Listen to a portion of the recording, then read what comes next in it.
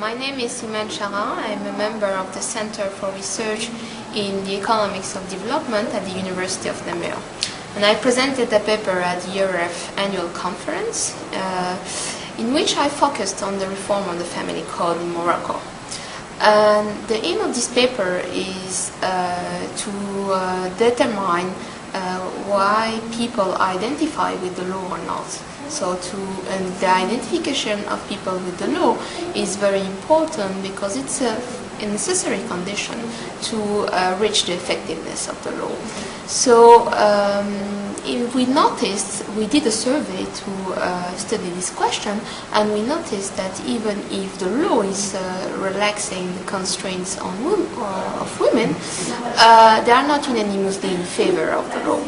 And we tried to explain this behavior by focusing on three key factors, which are education, location, urban versus rural, and religion.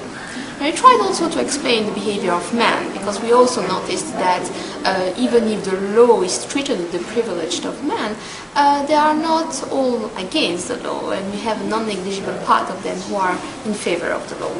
So we expect that education will have a positive effect on the support of the law. We expect that the fact of living in urban areas will also have a positive effect on the law. And concerning religious, we are quite agnostic. We don't know exactly what to expect.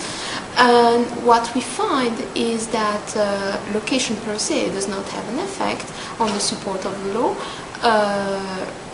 Education per se has a positive effect, but it is essentially true for men, and for women we find that the socio-economic status and the fact of exercising an income-generating activity is more important. And religion per se does not have an effect, but by working on interaction term, we find that actually educated and non-educated people have different behaviors, in the sense that when you are educated and you are very religious, you are less likely to support the reform of the law. And we try to explain these results. So the results say that when you are educated, education has a positive effect. But when you are educated and very religious, you are less likely to support the reform. And we try to explain these results by focusing on two facts. The first is that when you are educated, you are living in city, or you have been in touch with urban population for a long period of time. And cities are characterized by a more conservative attitude in terms of religious matters, because in cities we based our interpretation of religious prescription on literal reading of this prescription.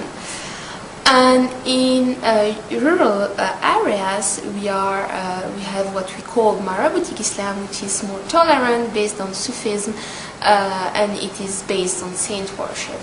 And the second explanation, and I will finish by that, is that we explain our result by the decline in the quality of the education, of the public education system, which makes room for an active role of religious movements. They are very active in universities, and even if the number of real activists is not so important, we think that their discourse can influence the perception of people and in turn their behavior.